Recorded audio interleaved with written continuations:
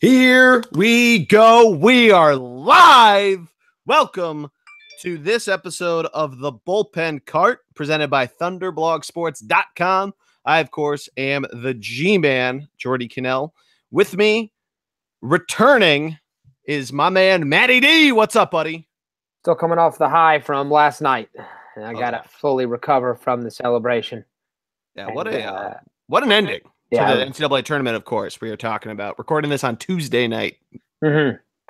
It was wild. It wasn't wild. It was the game was pretty obvious. Other than a very early run, Nova took over. They dominated. They smoked them. Was the one thing that was supposed to go, and as it actually went in the tournament, was Villanova winning the championship, and they deserved it. And they're already loaded for next year, so it'll be fascinating to see what happens. But beyond that, also baseball has started.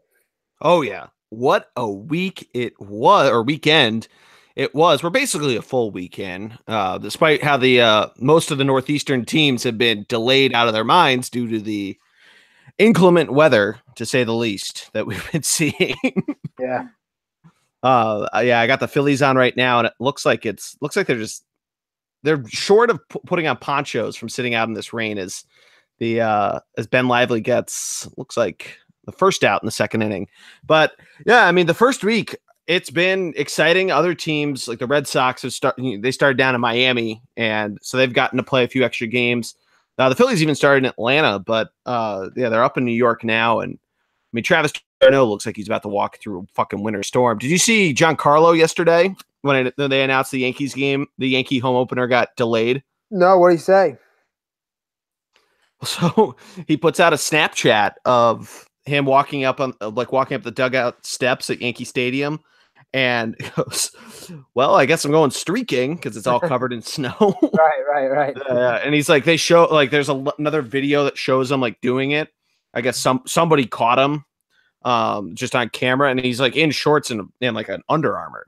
Like this guy, he's too used to Miami weather, I guess. Probably. He'll be fine. He's a big boy. He's making enough money. He can buy himself somebody of care, walk around with the heater for him. Could you imagine that if you had a heater guy? I could. It would be fantastic. A heater guy, an AC guy. That's really the dream I dream for. I'm striving for that. Like a Roman emperor who had a grape guy. Like now, is that what we've evolved to as humans, having heater and AC guys? I mean, it wouldn't be a bad idea. I'm all for it. I'm going to make a big push for that. I guess they had fan guys too. Yeah, they did. Yeah. So, well, anyway, back to baseball. What were there any stories that stood out to you from the opening 4 or 5 games? I mean, the one thing, relievers getting shelled everywhere. A lot of blown saves. Obviously, we saw with our Phils, which we'll get to, but just it seems like every story is a bullpen blowing up late, which is good for baseball that we have a lot of late game fireworks, assuming it keeps games close. But a lot of blown leaves. Now, maybe relievers need a little more time to kind of get themselves going. Maybe it's a deeper trend than that. Something about maybe the specialization has gone too far. But I like it. I think it's nice to have more batting in terms of making the game more exciting. When you have something like that, it stinks when it happens to your team, but it's nice to see it. It does stink when you look through the list of blown saves in the last 7 days, and not one but 2 of your favorite players or your favorite team's players are on there. But I guess other teams have it. The Pirates are up there with a couple guys with blown saves. But if you look at the ERAs, none of which are really below like 3, which is obviously a lot of low innings pitched, so it kind of the math works out that way. But right. Yeah, a lot of shelled is the perfect word to put it. I mean, guys like Kenley Jansen's let up 2 home runs, which is nuts to me.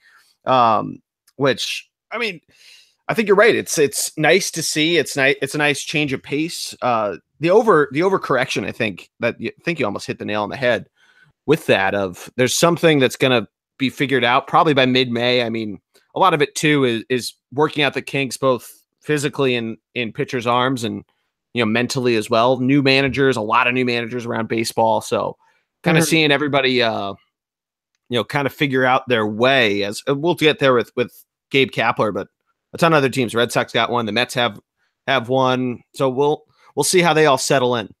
Right, exactly. And like I said, it's early, so I don't want to jump to any major conclusions there. I just think it's something to note and to watch.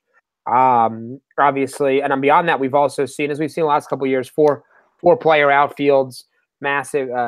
Joey Gallo of the Rangers was facing a four man outfield match. The massive shifts, the idea of every time a new batter comes up, moving your best fielder from one side of the outfield to the other to cover where he hits the ball most. I mean, they're going to try to keep getting deeper and deeper with it until either the batters figure it out or Major League Baseball steps in at some point and says, okay, we're going to have to tell you how far you can move a guy, kind of thing. We'll see what happens with that.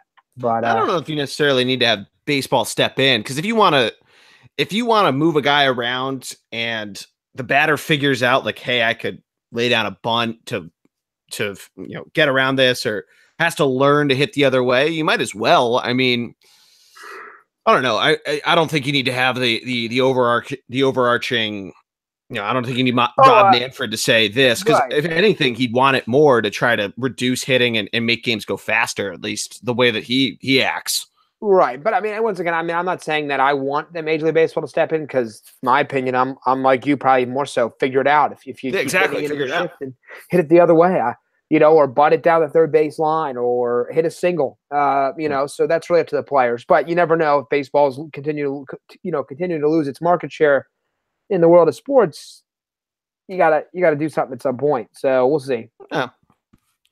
I think it's been interesting because I've seen it. It's April 3rd. Last year, this was opening day.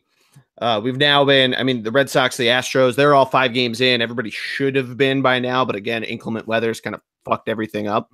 I think it's kind of interesting that baseball, I don't know if they necessarily gave way to the end, like they've basically gave way to the NCAA tournament so that they could have the World Series end in October, or what they were necessarily thinking. But I think it's interesting that we're now half a week in, so you could shift everything around.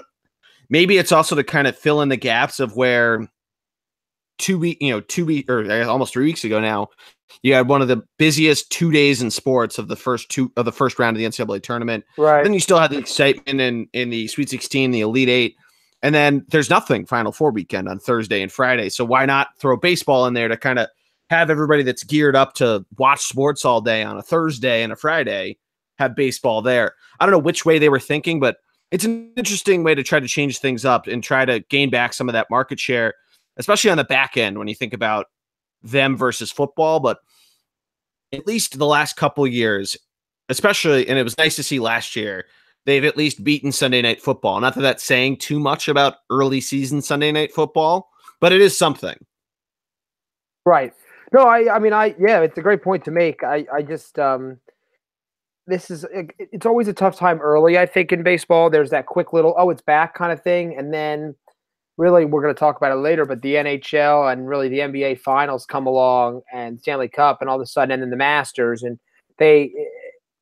baseball is almost just always on, for most of the year. And I think while they have highlight nights, it's not, because they have so many games, it's an in and out kind of thing for fans, I think sometimes, it also depends if your team's good.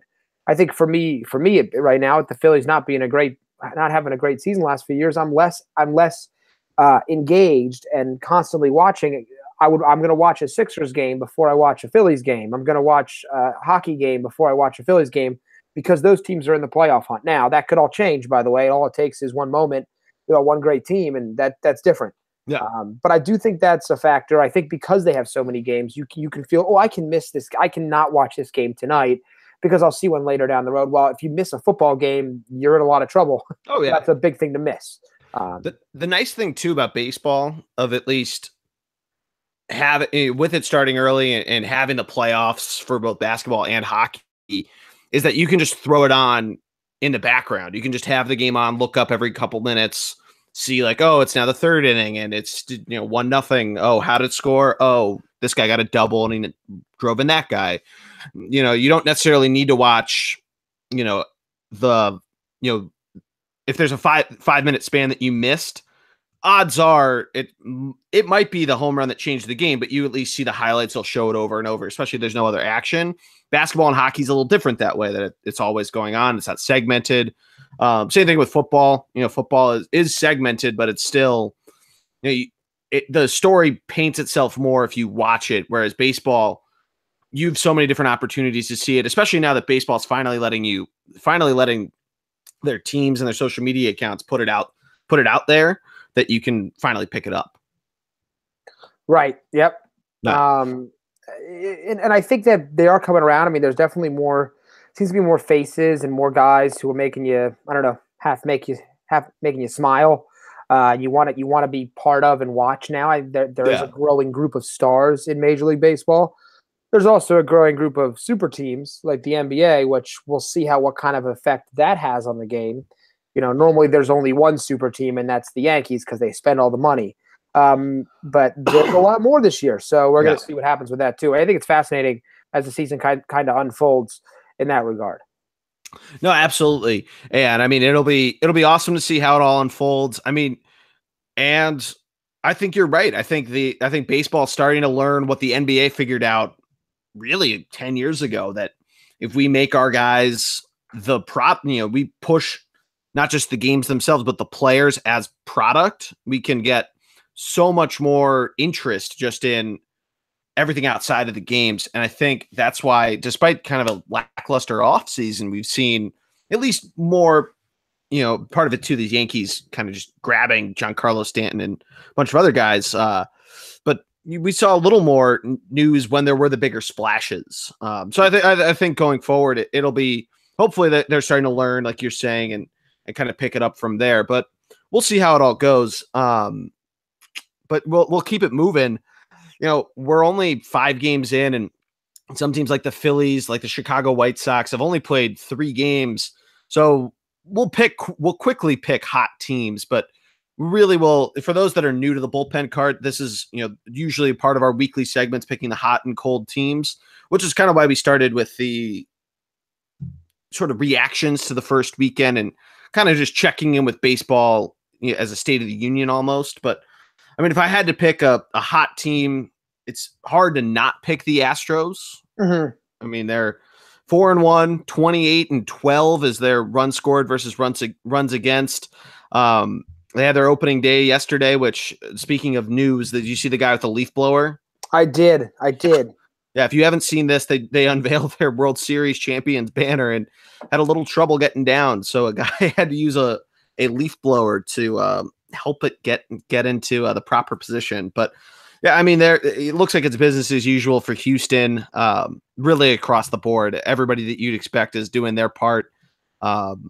So, I mean, it's easy to pick them. The Red Sox have also come out to a great start, which, good for them, as they, they're making the away tour, thankfully, since I'm sure Boston's getting hit worse than Philly and New York are with all this weather. But Matt, are there any other teams we're missing here that came out hot? I think a fun one to pick would be the Pittsburgh Pirates. Unexpected 4-0 start with a positive run differential. Gregory Polanco's looked relatively good. This is a team that got pretty much stripped down. Obviously, that division. Got my boy Jameson, though. Right. Yeah. Well, with the Brewers, Cardinals, and Cubs, you don't expect that to necessarily last. But there's always a surprise team, I think, every year. It always comes from the Central. Right. It's right. The last couple of years, and they've stunk as we thought they were going to. So, I mean, it's early. No. But I think they're a fun team to keep an eye on. It's nice to see a team that doesn't have how the stars on it, how they perform. And this is a team that they let, Garrett Cole's gone. They don't have the McCutchen isn't there. So they've lost some players over the last year, basically, that were household names really on that squad. So fun to see it happening now. Yeah, and kind of bringing it around full circle. Some of the blown leads. We mentioned the Pirates have 2 of them, and they're 4-0. And they've reacted well to that. So it's very nice to see. I think they got delayed today as well. So they, I mean, the East Coast really getting slammed, but I think you're right. If they start off nice month, they might be hanging around for a little longer than you might have thought they would, and good for them. They're a young team. Yeah, I mean, like I say, it's early, so you don't take anything away from it. Yeah. I mean, Mike Trout was 0 for 6 on his first game, so it's okay. But it's like I said, it's nice to see a team hot early. Maybe they'll get some possible, possible. What's what I'm looking for? Juice in their veins. They'll keep driving hard moving forward here. So yeah. Yeah. Now we also like to pick cold teams for those new to the program. I think an easy one. I mentioned Cincinnati. San Diego's another one that we thought weren't going to necessarily do so well, even though they acquired some offensive guns. Only 14 runs scored. The big problem, of course, being pitching. They let up 24 runs. That is, aside from two teams in the National League East, third worst in the NL. The Padres, probably my cold team of the week, an easy one to pick. Matt, there any ones you have or anybody that surprised you? I mean, the Padres clearly are a very obvious, very obvious choice. Glacier. Right, very obvious choice there. I think a team that maybe, I don't know if I would say like scorching cold, but the Cubs with Darvish's meh start, I think they didn't come That's out. A good one. They're not flying out of the gates. I mean, they're 2-3. They play 5 games, but I mean, for the team that you thought was definitely going to be high level, not particularly the strongest start, and the Dodgers too. I guess I mean just throw them in there, 2-3 as well. Although their run differential is +11, they just can't hold leads apparently. Yeah. So I think those two squads would be two to look at. Just one to surprising early. Yeah, one that's really, it's kind of not necessarily surprising record wise, but run differential wise, and building off your it's early on the Mike Trout. The Baltimore Orioles are 1-3. Not that we're necessarily shocked by a sub 500 start for them, but they've only scored 6 runs, which they tout having this home run happy offense, which I guess it gets into what the risks of swinging for the fences every single time, but they're -15 with 6 runs scored in 4 games, and they have a win. Yeah, that's bad. Not good. Yeah, that's not bad. Good. Yeah. Normally there's a couple guys that come out a little a little cold, but that is ice cold. Yeah. But we'll keep it moving. Let's get to some of our hot players. The guys that came out had a good week. We like to talk about them in the last 7 days. We named them after movie characters. So for batters, we call it the Roy Hobbs MVP of the week. Matt, is there somebody that jumped off to you with a hot start? Well, I mean, obviously, other than the guy, with the leaf blower there, I had to say it. Yeah. Sorry. The shortstop for the Yankees, Didi Gregorius, has had a great start. Another 3-run home run. He leads the AL, actually leads the league in RBIs with 9. Definitely an impressive start to a guy who's probably a little bit overlooked in that lineup with all the power they have in the outfield. So an excellent start for him there. So he would be my guy in terms of batter of the week. Stepped up with so much other star power around him and shown up early. Yeah, no, that's a great pick. Carlos Correa is up there too in terms of really cleaning it up. I mean, he's come out firing. He's 9 for 19. That's a 474 batting average. He's got a stolen base under his belt, 2 homers, 9 ribbies. Justin Smoke's a guy that selfishly I like because I have him on fantasy, but he had a 2 home run game over the weekend, including a grand salami. But he has 7 strikeouts, so you always gotta watch out there. Kind of building off the Pirates, Josh Bell, awesome weekend. Batted 421 through his first 6 games. He that equates out to 8 for 19, excuse me. Got a little crack in my computer, so it fucks me up a little bit. But yeah, I mean, his walks to strikeout ratio is something that you always got to watch out for. He's 2 walks to 3 strikeouts, which is great. The big one that jumps out is Bryce Harper. Some of that comes from just guys wanting to throw around him, especially when he hits 3 home runs in 3 at bats, which is absurd. Yeah, I mean, I'll get to the other part of that story in a little bit, but yeah, I agree there. Yeah, I mean, like I said, it's tough right now because you get a couple big swings and you got a little bit going early. You look pretty great. Reese Hoskins leading the league in batting average at 545. Obviously, we hope that continues, but pretty doubtful it will. The statistics early are just so skewed. Basically, I think is the way I look at it. Way I look at it there.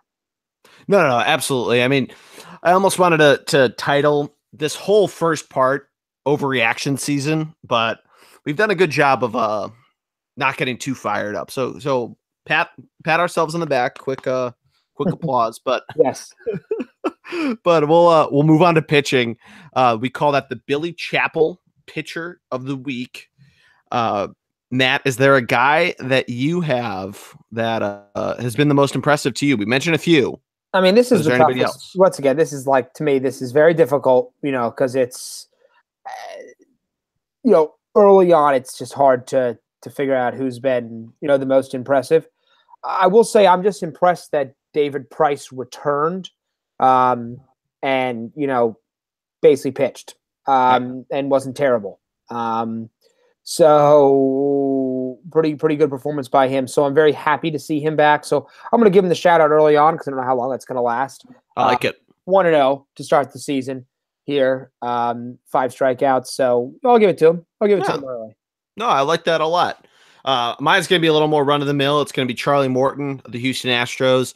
He's had 2 stellar starts. Yet to let up a run. 14 Ks on 2 walks. He's got 2 wins. As much as you want to possibly credit wins for those sabermetricians out there, as the Phillies let up a hit to the Mets. Nice strikeout throw him out for a Jorge Alfaro to end the second inning, but just letting up Matt Harvey getting a hit. Shout out pitchers. I mentioned Jameson Taillon from am I pronouncing that right? Taillon? I think so. I'm not sure, but I thought you were right there. Yeah, because the I'm fucking that up. But he pitches on the Pirates. Great start on, I believe it was yesterday. It was Monday. 9 strikeouts, picking up his first win of the season, helping out that Pirates squad we were talking about. Trevor Bauer, of course, you got to talk about him. A lot of strikeouts early, 14 of them over 10 innings pitched. Really, a lot of those guys from Cleveland, a lot of strikeout expectations. A guy I'm pretty surprised about. Oakland's Andrew Triggs, rather young guy.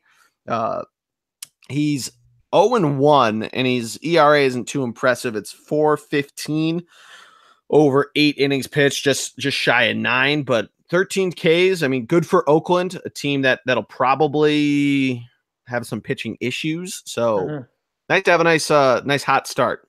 No, I mean, I agree. Like I said, a couple of these guys, they get shelled early. They get some crazy ERA numbers. Do we have an infinite? Do we have anybody in the infinite category yet? I was actually looking for that. I haven't seen anybody yet, but I'm sure there is somebody there that's just rent is too damn high.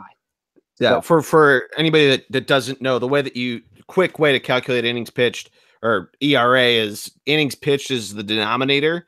So if somebody was not able to get an out, their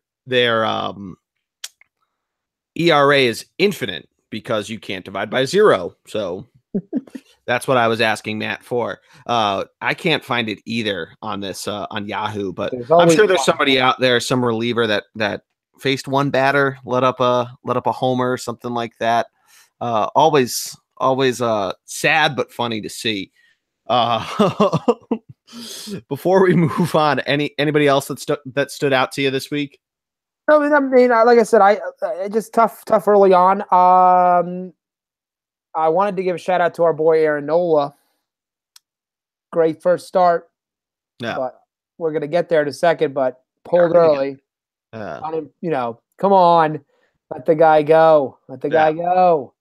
Yeah, we'll get to that in a second. Also, shout out to a lot of good rookies making their debuts. Mainly our guy Scott Kingery with the Phil, into him a little deeper. But it's nice to see how young baseball is. We've talked about this. I feel like we talked about it all last year, but the youth and this big injection of it and helping to get more faces like an Aaron Judge. Hopefully guys like Kingery, and if JP Crawford gets it going, help out with the Phillies, and hopefully every team has it. But we're gonna move on now from players. But if there are guys that you think we missed, please feel free to let us know in the comments. Send us a DM on Twitter or Instagram, Thunderblog Sports on the Insta, and Thunder BLG on Twitter. Do want to mention quickly, we normally like to try to cover a minor league. Opening day for it, I think, is this Thursday. So a lot of fun there. The minor leagues are a ton of fun if you ever get a chance to go out there. Matt and I, of course, went to Lehigh, where the Phillies AAA team is based. A lot of fun at the Iron Pigs. Oh, my God. Great time. Great time at the Iron Pigs. Absolutely. $5 tickets to go sit in the berm. Yes. The beer is 32 ounces for $7, right? Yeah. Probably $9 now with inflation. Yeah, I think it was 7, but you might be right. Close. It's close. Yeah. I mean, can't beat it. Cannot beat it. But let's get to the Phillies, because we got to talk about this. You mentioned Aaron Nola. For those that don't know, what was it? 5 1/3 he got through in 68 pitches on opening day. Gets yanked by Phillies new manager Gabe Kapler.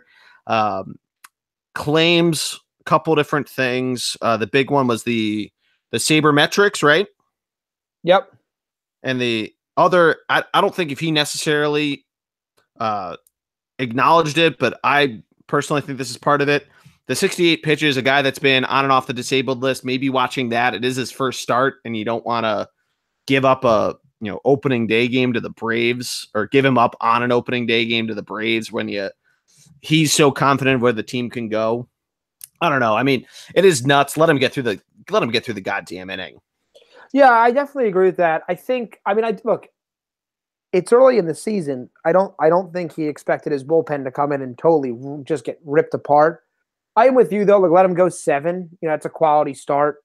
6 is a quality start. But to me, but to me, 7. Not the stat. My bad. But I always say though, but 7 innings is perfect. You go 7 innings, you get a setup and you're a closer and you're good. Yeah. If every pitcher could go 7 innings, you'd win a lot of baseball games. Oh, absolutely. So definitely a mistake on his part. Now, look, he's a young manager, and I don't think he's wrong. I understand the injury concern thing to me, saying, "Hey, look, but in spring training we hadn't had him go this deep. I wanted to make sure he wasn't going to hurt himself early." I'm fine with that, but it's tough. It's tough. I understand the frustration. I was frustrated watching it. I'm like, wait, where's he going? I was too.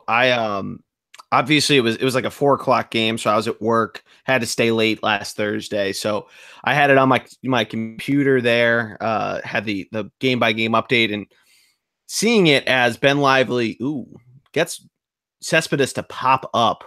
I was going to ask you when the at bat started, should we play home run or not? But obviously it was a not, as the Mets now have 2 runners on with 2 outs in the 3rd inning.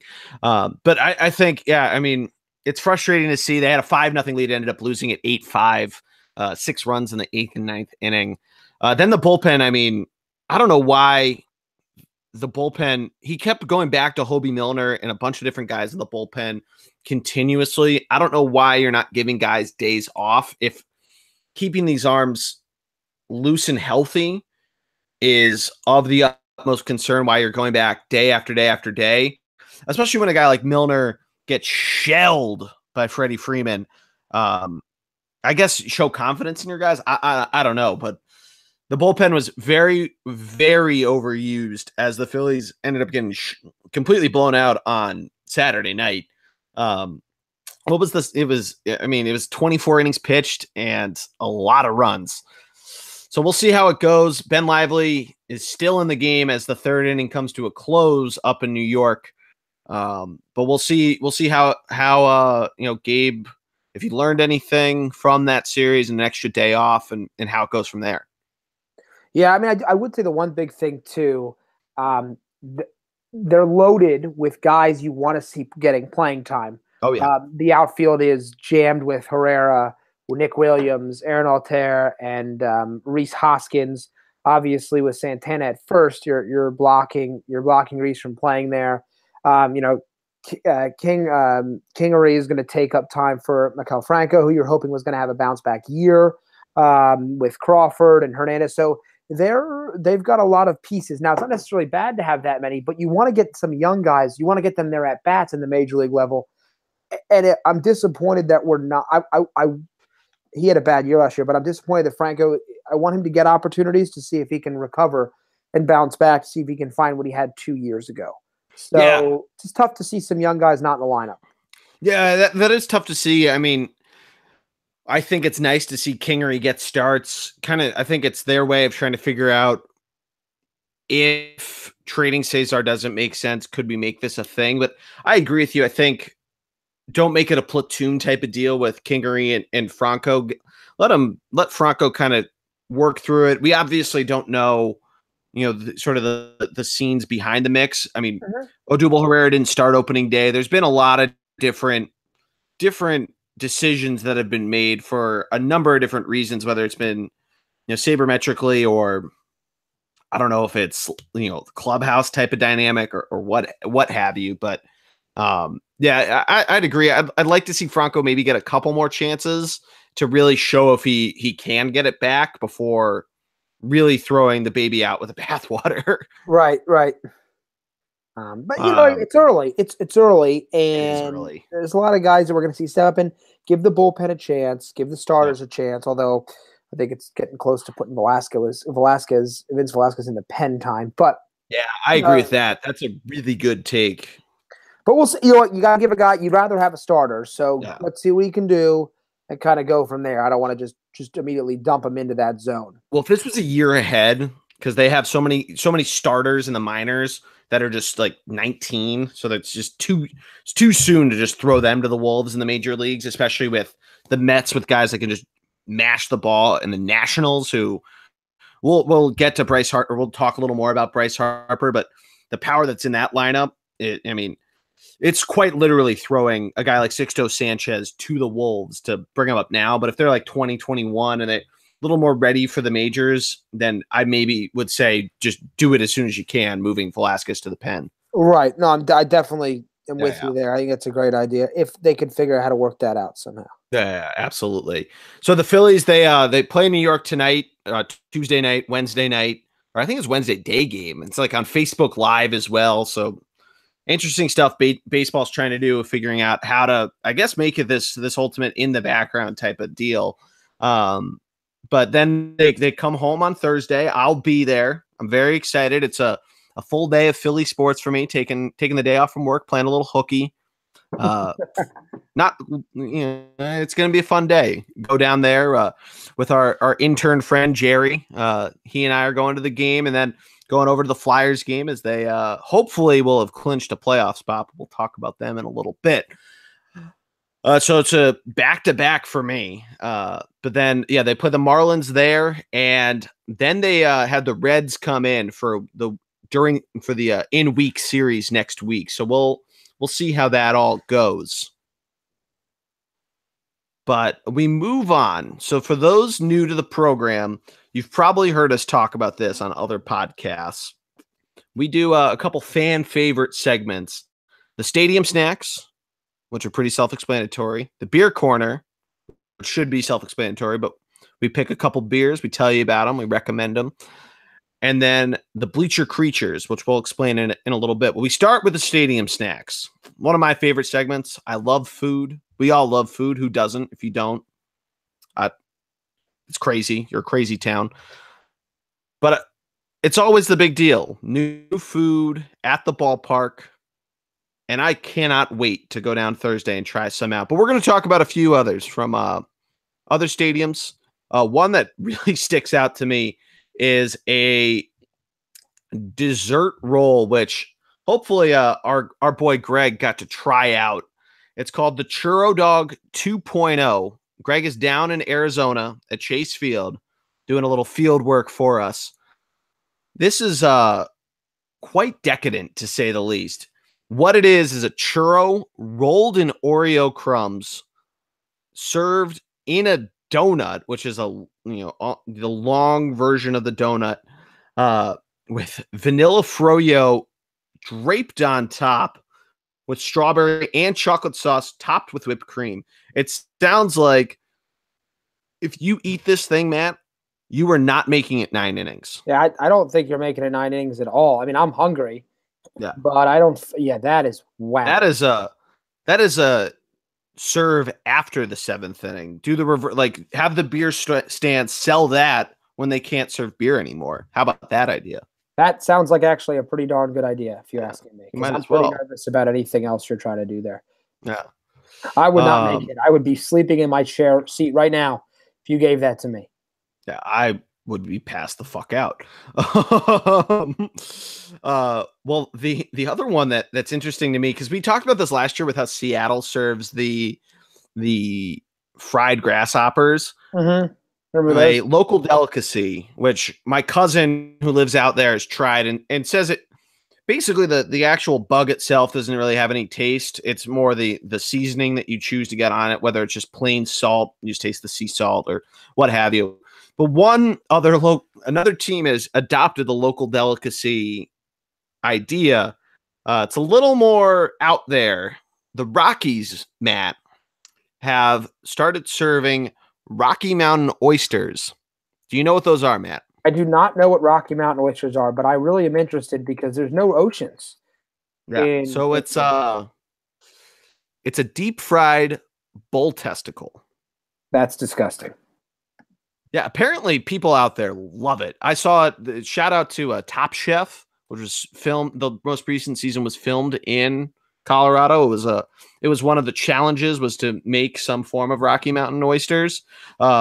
People love that, I guess. So I don't know if you're out of Coors Field, you might have to try it and report back to us. Same handles there, Thunder BLG and Thunderblog Sports. I don't know if you and I are. I guess we'll send Logan. Logan will go out there. I'll get Logan Heat bull testicle. I like that. Yeah, Logan, do this for us.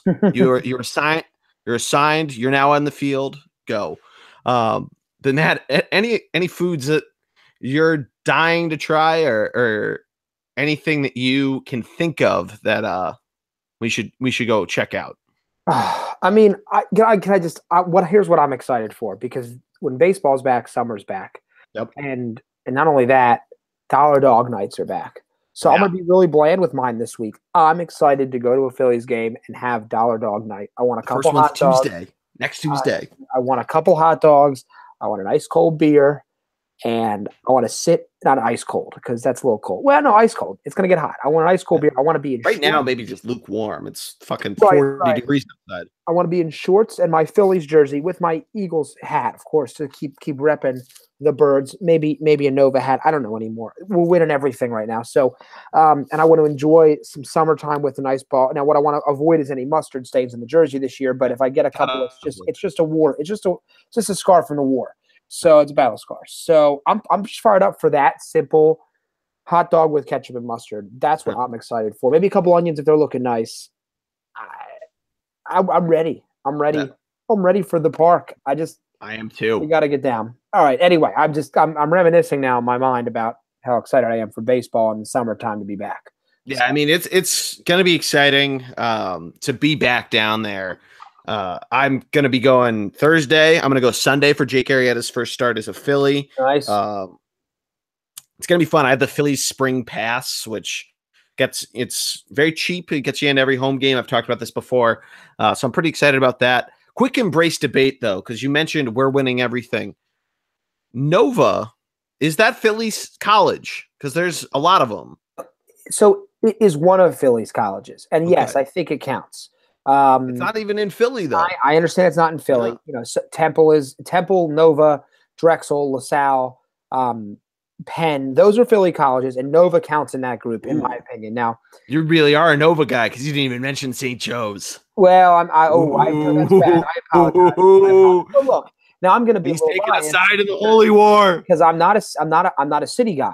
I'm a Philly guy, but I grew up in the suburbs. I do think you have to count Nova. They've got city guys on their roster. It's not like they're, so I think they're a Philly team, and you should support them.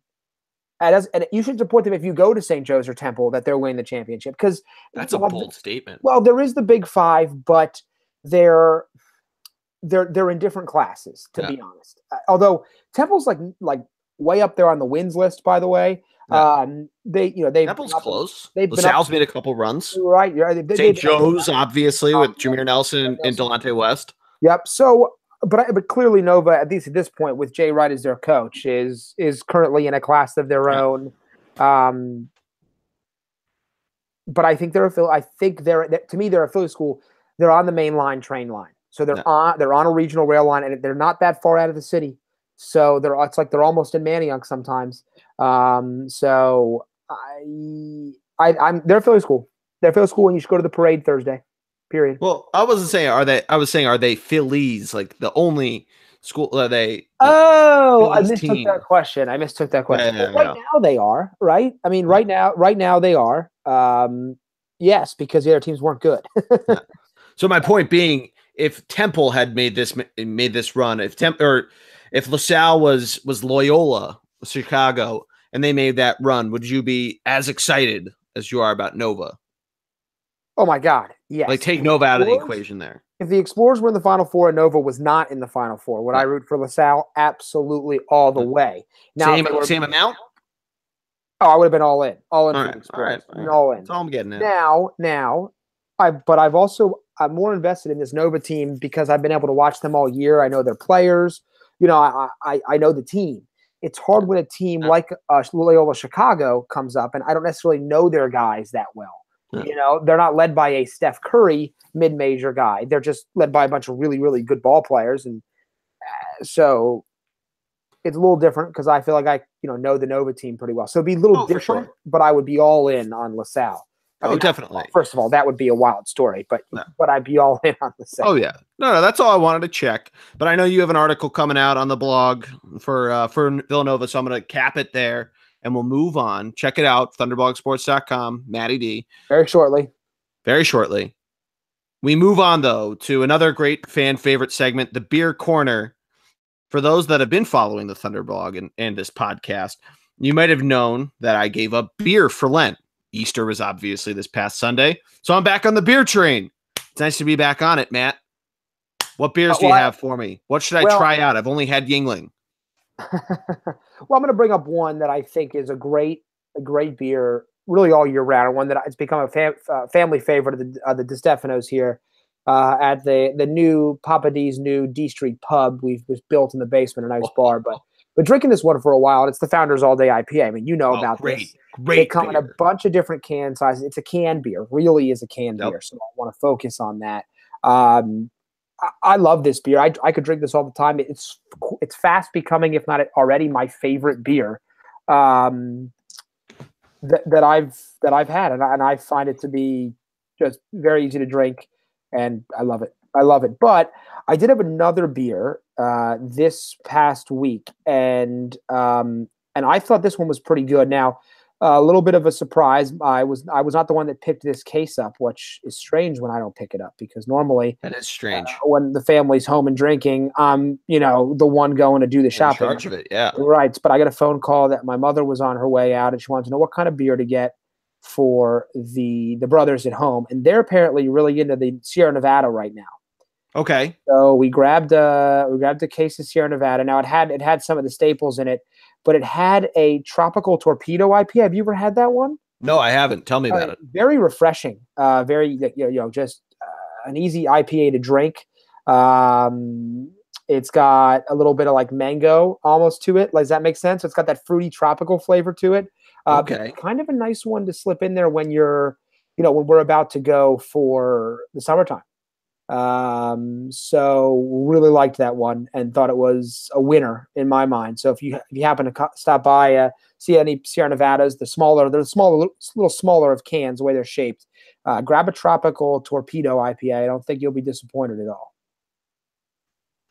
Okay. I'm gonna have to try this out. Yeah. I'm a big, I've gotten into the beer, into those beers before. The fruity beers can get mixed in. I've liked the pineapple Sculpin. I forget who makes that. Oh, yes. Yep.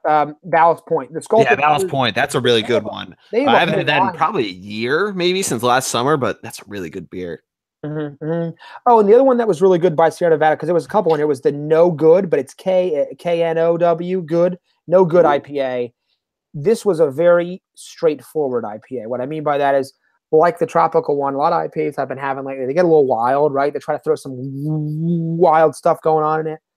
The No Good IPA, very easy, very simple, good, like a hot dog. Just drink it. So was a big fan of the No Good. Big fan of the No Good. I like We it. got our hands on that one. Now, I'm not sure how much that's out because it's the first time I've ever seen it, but I've seen the Tropical because that's a year round from them. Yeah. So pay attention to that one. But anyway, um, there's so many good ones out there. Although, you know what? It's almost the summertime, which means coronas are coming. And I'll be okay with that. That means the weather's warm. So Yeah. we'll be talking about that as the weather gets nicer and nicer. We can talk about that. Summer Love is going to come back. Oh, please. Yeah. I'm excited. If that's not there, I made a big deal about that not being there last year because it has a fucking baseball on it for the Phillies, and it needs to. I'm excited to try that. I'm not going to get myself worked up before I know if it's at Xfinity or not. But let's move on. The final fan favorite segment we have is it's called Bleacher Creatures. We basically, Matt and I both find crazy fan stories because there's a lot of them that are out there that happen both in baseball and in other sports as well. For instance, mine is going to be down in Nashville at a Predators game. Matt, did you happen to see this? I have not, no. So the Predators the other night had a goal that was challenged by their opponents. I believe it was the Dallas Stars. They challenged whether it was a goal or to overturn a goal. And the Predators fans started with flashlights, which I guess must have been a handout, start singing the Beatles' Let It Be, letting the goal be. I didn't see this. This is awesome. Yeah, completely trolling these people. If you haven't been down there, and you and I have talked about my adventure down to Bridgestone Arena where the Predators play, it is an incredible experience. It's like being at a college basketball game. They're chanting the entire time. It's loud. I mean, it's a ton of fun. And the best part is that we're hopefully, and we'll get into this a little more in a few minutes, but we'll be seeing plenty of this throughout the NHL playoffs. Hopefully. I mean, hopefully they don't do the exact opposite of what they did last year, since they're going to be a top seed. I mean, right. Their fans are so much fun. I'm excited. It's a great segue, by the way. Just because I want to get into hockey real quick because I'm getting fired up now that I'm thinking about it. But real quick, my Bleacher Creature, you kind of mentioned it before. Well, Bryce Harper up to bat. If you haven't seen this video, look up Bryce Harper playing the Reds, I think. Yeah, I'm right. The Reds. He's about to swing. The pitch is about to come, and you can hear a guy just yell, "Overrated," and you can hear it. And Bryce Harper so funny. Immediately just and I'm not a Bryce Harper guy at all, but he ranks it though. Obliterates a baseball right after the overrated thing came across the wire. I was laughing. I thought it was hysterical. Yeah. So it was so much fun to see him do that. Just to go back at the fan who was giving him a hard time. Yeah. So it's the reverse Justin Thomas. Quick. Yes, golf reference for golf, but I like that there. But I want to jump back to your hockey point, and this is it. I mean, we're coming right down to it. Well, I'm sorry if I'm jumping the gun on you here. I'm excited. I know we want to take a. Okay, it's so early in the season that normally we do a little look ahead here of this coming week. Yeah. But we'll jump back in next week and we'll have more of something to look at. So yeah. Well, quick programming, because we are about to jump into hockey, but we're also going to do, once the regular season ends, me, Greg, and Matt, if we can line up all three of us, NHL playoff preview. Look out for that both on the blog and on the podcast. That's going to be fun, as well as the usual weekly baseball. But we do have the final week or weekend, I guess. The season ends Saturday. Yes, which is incredible to think about. Yeah. For hockey we're talking about here.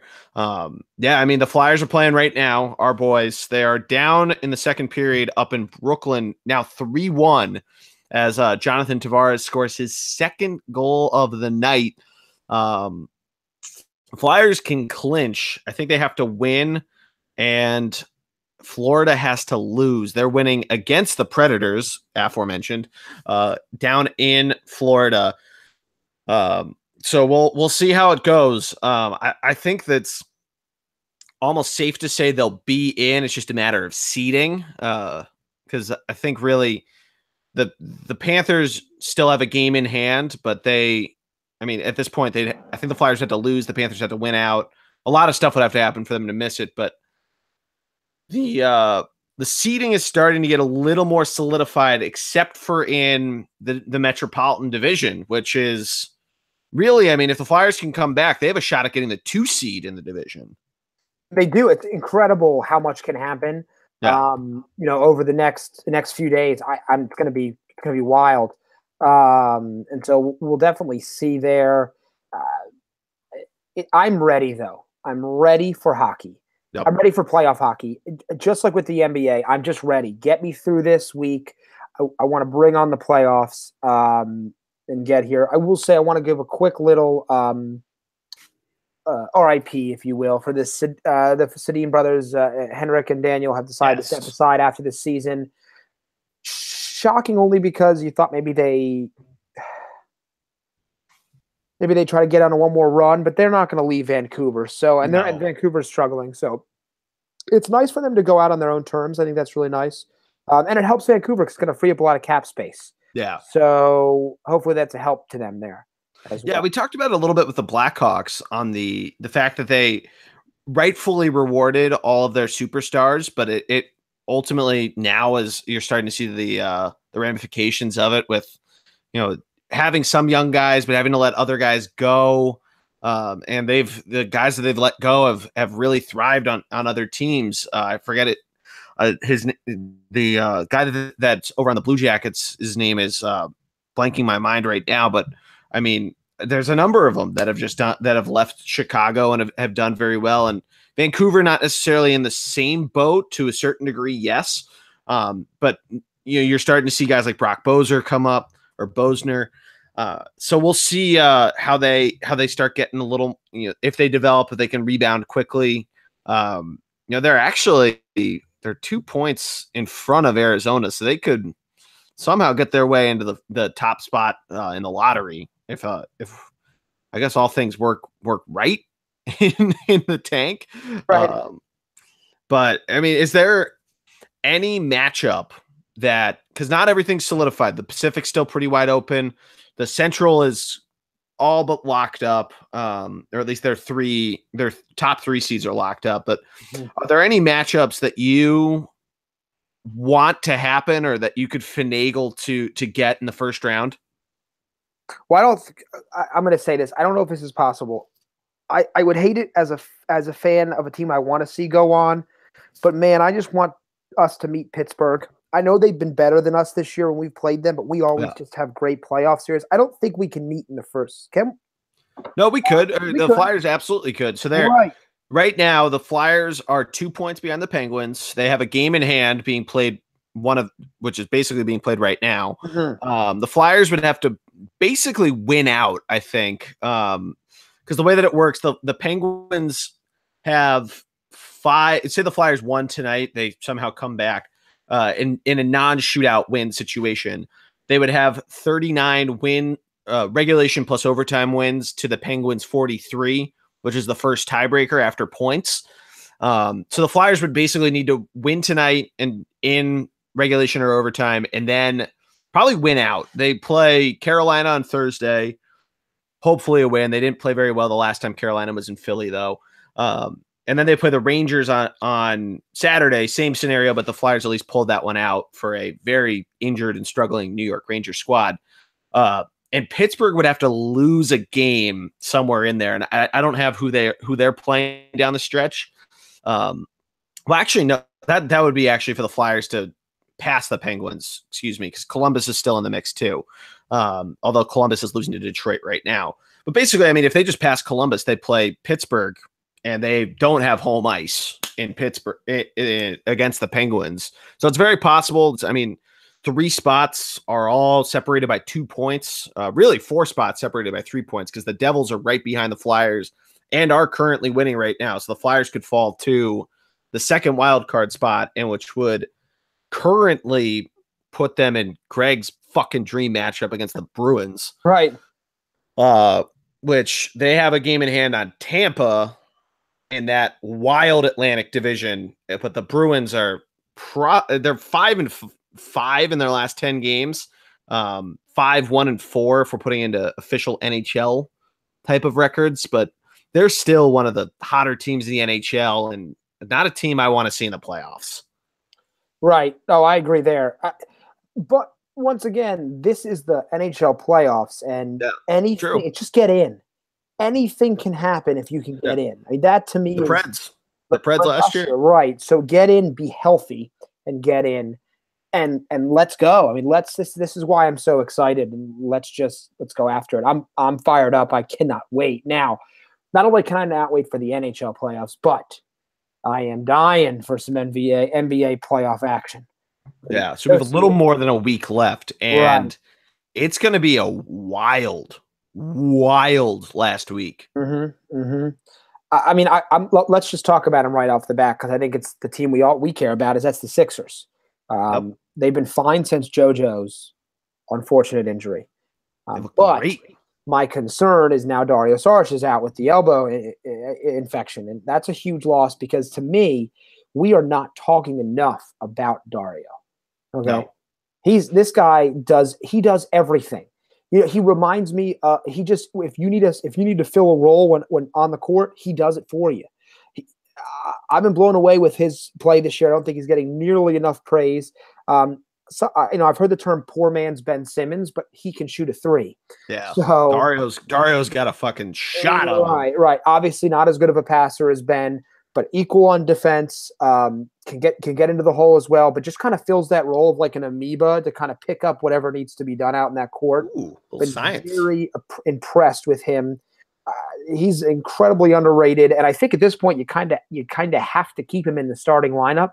Yeah. Very new age stretch four, which is what I really love because essentially you've now got you could theoretically have a lineup of a bunch of 6'10" guys with Simmons, well, 6, 8, 9, 10 guys, Simmons, Rocco, and Saric, JoJo in the middle, and then you've got one small guy, maybe unless you play Markel. That's a lot of size you can throw at a team right there. Very impressed with that. No, I agree with you. I like too that they officially list Dario with a sore elbow. But to give you guys an idea, right now, the Sixers are up 23 points on the Brooklyn Nets. Quick side note. I find it kind of cool that Philadelphia and the Long Island, New York teams are all playing each other on the same night. It's almost like a rivalry day for a college or for a high school. But anyway, back to the Sixers. Ben Simmons, as Mark Zumoff says every night, the triple-double watch is on. He's already in a double-double at 15 and 12 rebounds, 5 assists, which at his rate, he could easily get 5 more assists and get a triple-double. He has 15 points, like I said. Rocco has 12 4-hit threes. JJ Redick with 19, and he only has 1 3, which to me is crazy. Crazy. He has 7 other field goals, probably long tubes if I had to take a guess, but I've not been able to see the game, obviously, doing the podcast here. The thing that aside from injuries and whatnot, the thing that might concern me just a little bit too, and some other teams have this, Toronto, Boston have this as well. They have 6 games, including tonight, in 9 nights before the playoffs get to finish out the season and before the playoffs really get underway. Versus a team like Milwaukee has only 4 games left, or 5 games left, I guess. So I don't know, maybe if I'm just overreacting of the extra game and whatnot, but at a point where you're starting to get a little banged up, the rest, you can't overlook that. Right. No, I agree. This is going to be tough. We're so close. Now, I think at this point, we clearly are locked into 3 through 5. And I would love the 3 seed, although a fully healthy Wizards team scares me a little more than a Pacers team, assuming the Wizards can hang on. I'd rather play the Heat or the Pacers than the Wizards or the Bucks.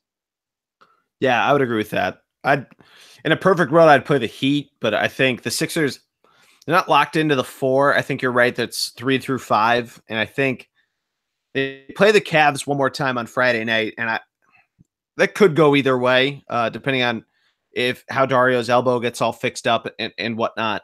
So I don't know how that goes. You play the Bucks on the last night of the season. That may very well just be meaningless. in terms of seeding and everything. So you almost discount that. But right. Yeah, there'd be some finagling to try to get a Heat matchup there, but that'd probably be my ideal team. I think they match up really well against Indiana, especially if the Bane, or some people are saying Black Panther mask, Joel plays. Yes, Wakanda forever. Could you imagine that if he came out just like he basically like a Target Black Panther mask comes out and like, but just gets like some, I don't know what type of plastic they use for these masks that they all wear, but just gets designed like it. No, I love that. It'd be pretty great for that. Yeah. I will. So I also want to bring up just the other conference here briefly. It's a bloodbath out there. It is. Clearly the Rockets are locked in, but everyone assumes it'll be the Rockets and Golden State, assuming Golden State can get healthy. The Nuggets and Clippers banging on the door, the Pelicans barely hanging on, the Timberwolves, the Jazz have kind of positioned. It's going to be wild. The thing is, as good as the top two teams are, I wouldn't want to face a fully healthy Spurs team or a Oklahoma City team. I really wouldn't. As a 4 or 5, those two teams would probably be a 2 or 3 at worst in the Eastern Conference. I do think though, a lot of those teams have warts in the Western Conference. So it's going to be fascinating. I think Houston gets kind of screwed if they have to play the Timberwolves or the Pelicans in the first round, because Anthony Davis and potentially Jimmy Butler and Karl Anthony Towns, I mean, there's some good players out there. Davis needs help, but there's some good players out there. So, and by the way, just to give you a little bottom feeder streak, the Phoenix Suns have lost 15 straight games. So maybe we think we can trade for Devin Booker. I don't think you. I think if you're a Phoenix Suns GM or fan, you're holding on to Devin Booker for dear life. Okay, well, that's all they got apparently, because everything else is just pitiful out there right now. But anyway, I mean, it's going to be a wild finish. I'm with you there. Just excited. I just hope no more Sixers get hurt. Yeah, hopefully. I mean, we never want to wish ill will on anybody, especially your own players. But yeah, really hope they stay healthy down the stretch. And I mean, maybe you start seeing some players rest. Obviously, Joel isn't resting, but because he didn't want to. For those that didn't know, but some R&R might be nice for some of the other guys there. I agree. Give Redick a couple nights off if you can. Somebody like that. Yeah, I'm with you there. Yeah, stay tuned too, because me and Third and Girl Emily Anderson had done our preview of the season where we did over unders and stuff like that. She and myself and her Girls on Hoops co-host are going to come back before the playoffs at some point and look back at our over unders and see how wrong we were. So that should be a ton of fun. I like that. Stay tuned for that. A lot of programming coming your way regarding the playoffs. So a lot of fun. But is there, quickly before we move on to the piece de resistance of this week, is there any matchup in the NBA that you would want to see the most? I think yes. I mean, I really want to see a fully healthy Golden State and Houston. I want to see them go. I meant in the first round. Oh, in the first round. Yeah, I'm sorry. Well, part of me would really like to see. I think the Bucks have underachieved, but if the Bucks end up playing anybody the Bucks play, because I still think they're so talented, I think that would be a fascinating kind of series to watch. Okay. So that would be one that I'd be really interested in possibly seeing. That would be my Eastern Conference pick. My Western Conference pick, I'd love to see Portland versus Oklahoma City in the first round. If Oklahoma City drops down to the 6th seed, that would be awesome. I think that would be a amazing series. Actually, even the Spurs versus Oklahoma City, because they're kind of two very different styles in terms of their dynamics. I'd really like to see that one as well. So those would be the two. Whoever Oklahoma City plays and whoever the Milwaukee Bucks play, or who I'm looking forward to seeing in the first round. I like it. I like it a lot. But Matt, we've hinted at it. We've teased it. It is Masters Week. We are now about 36 hours away from the first round, teeing off at Augusta National. I am so goddamn pumped for this tournament. We talked about it a little bit off air. There are so many different names that are firing on all cylinders going into this tournament. I know how much you love it, but tell the world, have at it. Well, there's nothing like it. It's the only place where,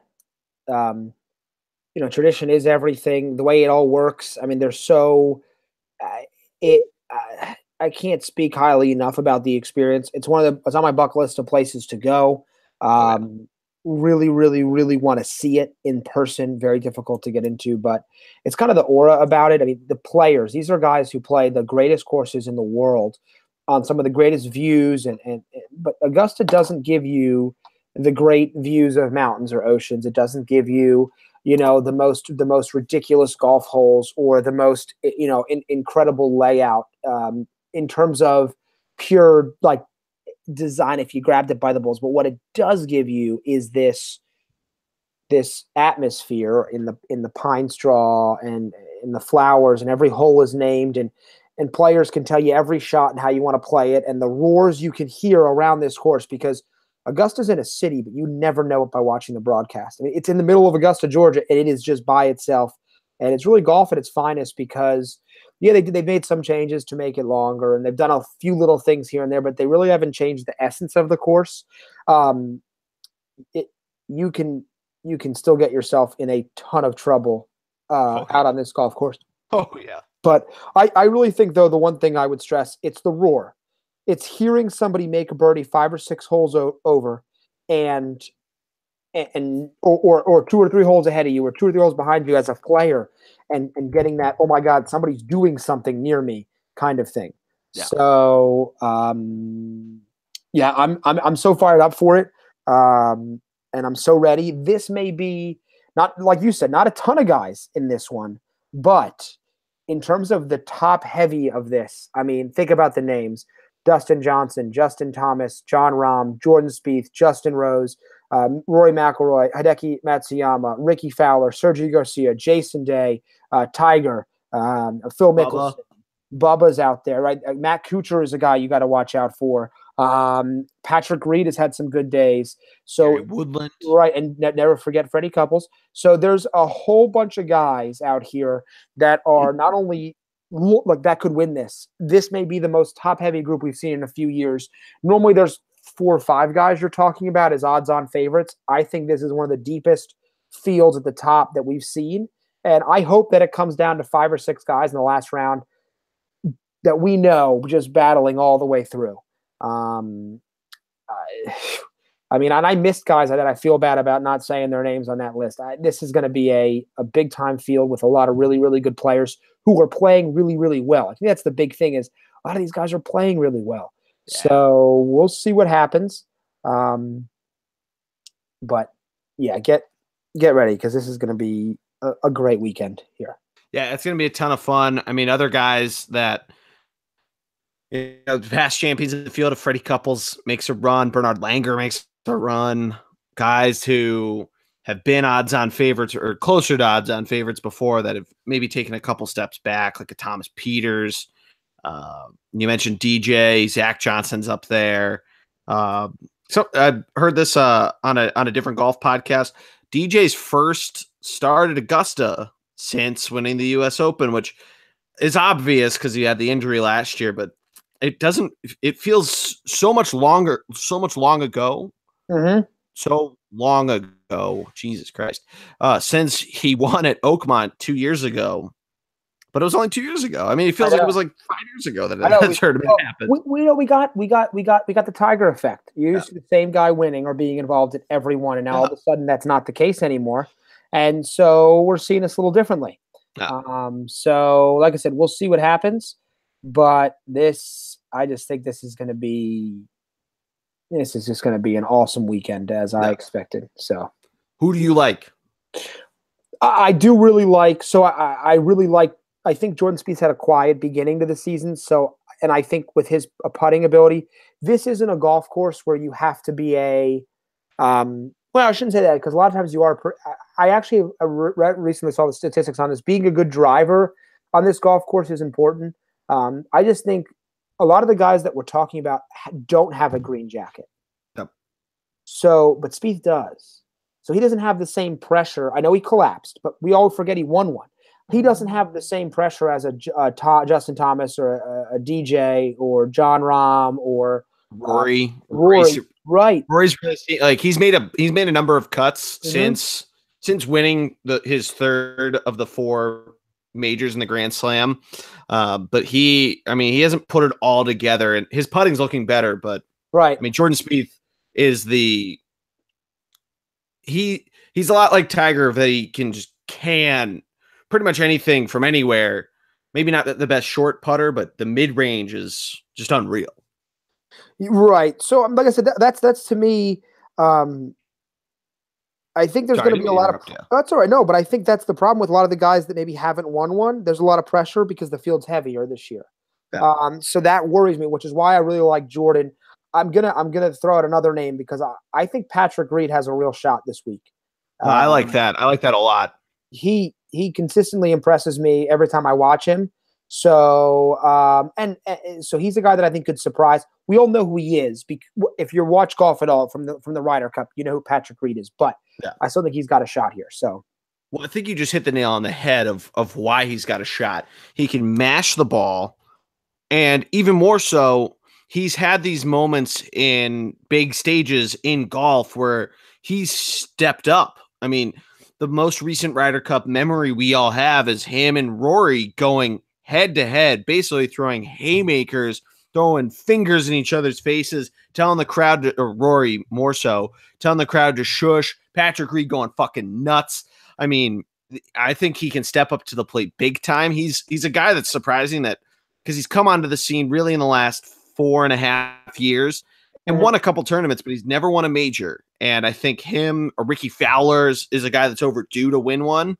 But Patrick Reed's a guy that, unlike Ricky, he's so publicized just for being Ricky and you know the different outfits he wears and having all the different endorsements. Patrick Reed's not that guy. I mean, I don't really think he wants to be the over the top, over publicized guy, but just as good of a golfer, can step up in those big moments. I think that's not a bad take at all. Not a bad pick.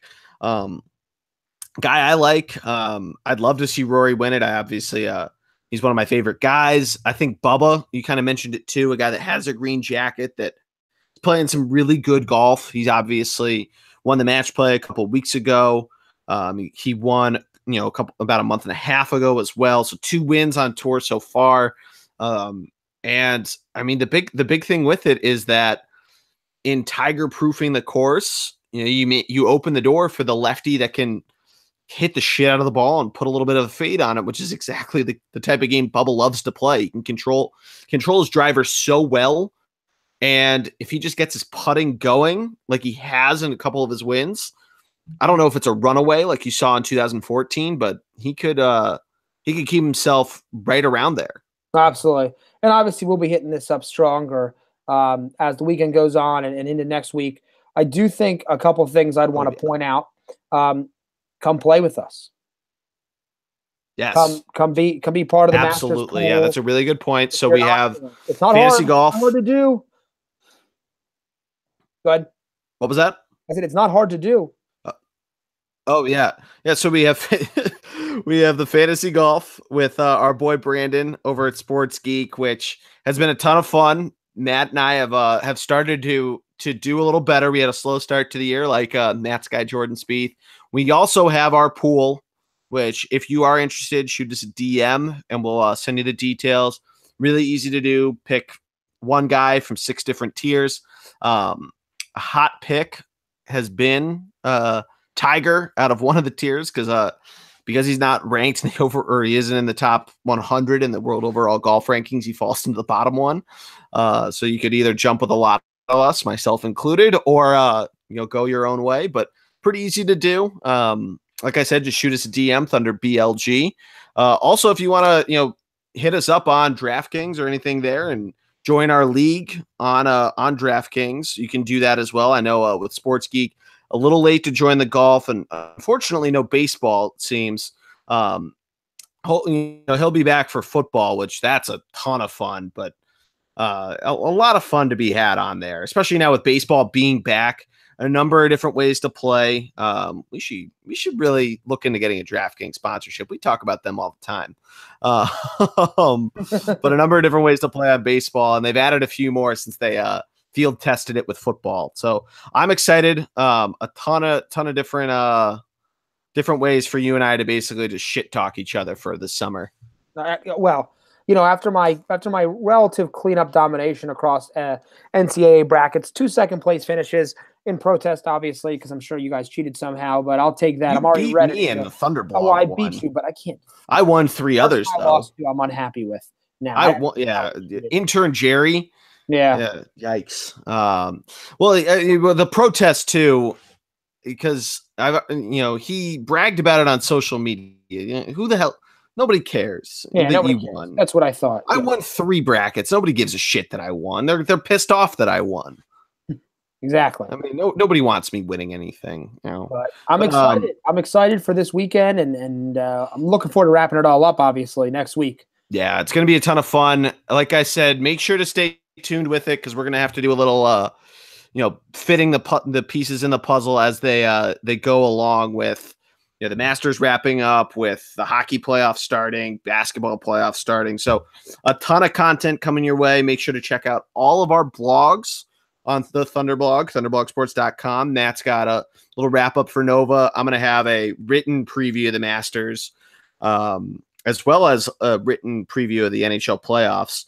I know our guy Ryan White going to have some soccer takes for us. I think there's a couple others too, so you have to stay tuned on that. Make sure to follow us on Twitter and Instagram, ThunderBLG on the tweet tours, and Thunder Blog Sports, just like the website, on Instagram. Matt, you got anything else? Anything else that we may have missed? No, we've got a lot going on. I'll be posting in about 30 seconds. Hell yeah. Take a read on it. But other than that, by the time you listen to this. Right. Looking forward to it. Oh, yeah. Well, I think that's going to do it for us. For my man, Matty D, I am Jordy Cannell, the G-Man. This has been this week's episode of the Bullpen Cart presented by ThunderblogSports.com. Thanks again, and we'll talk to you soon. Take care.